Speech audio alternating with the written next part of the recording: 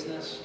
He's involved in probably a lot of very sophisticated financial modeling and everything.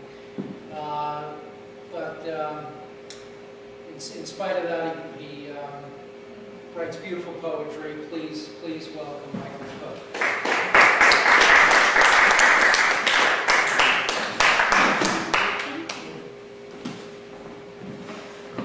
Thanks a lot.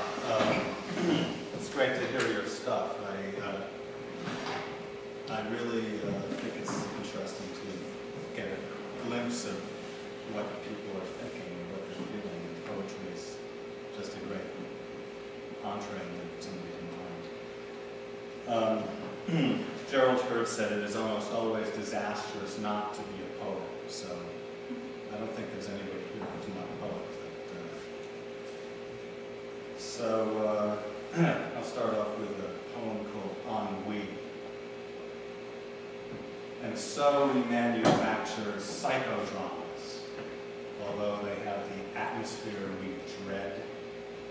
We lie around all day in our pajamas, wondering if the fault was Pop's or Mama's, and why we don't feel uninhibited. And so we manufacture psychodramas. What's needed in the face of such large traumas is music loud enough to wake the dead. We lie around all day in our pajamas, and wisdom greater than the Dalai Lamas cannot begin to alter what's been said. And so we manufacture psychodramas. Perhaps we take a week in the Bahamas with all those great books we never read. We lie around all day in our pajamas, and life's a run-on sentence with no commas to punctuate the path on which we've fled. And so we manufacture psychodramas and lie around all day in our pajamas.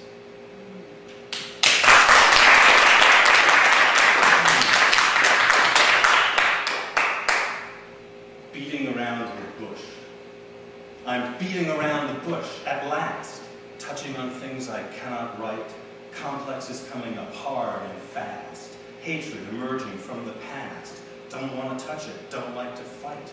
I'm beating around the bush at last, avoiding the issues that seem too vast, suddenly plunged into terror and fright. Complexes coming up hard and fast, by unfamiliar feelings harassed. Totally strange, not me, not quite.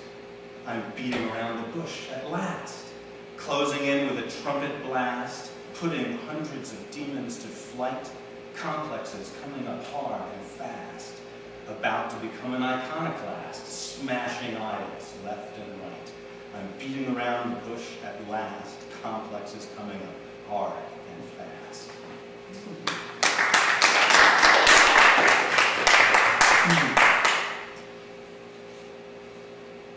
Our love is an endangered species.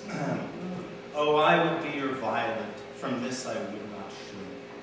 I would be a skunk for you, if you don't mind the stink. A flamingo might be just the thing, especially if pink. A chimpanzee, orangutan, just tell me what you think. I'd be any pet you want. I'd squirm and squeal for you. A mule, a mouse, a flea, a louse. I'd bark like a seal for you.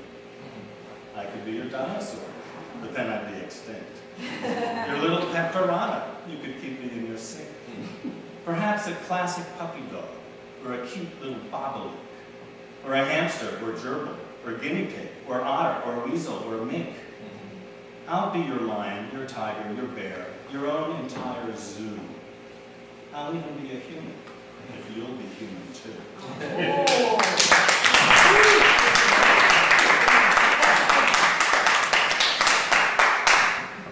On the illusory nature of the subject-object dichotomy, it takes time to notice I.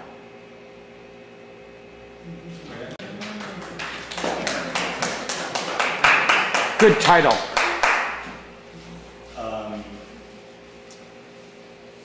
If you've ever seen the hole at the bottom of your soul, then you'll understand the goal of learning to control the fear that takes its toll as you move from role to role.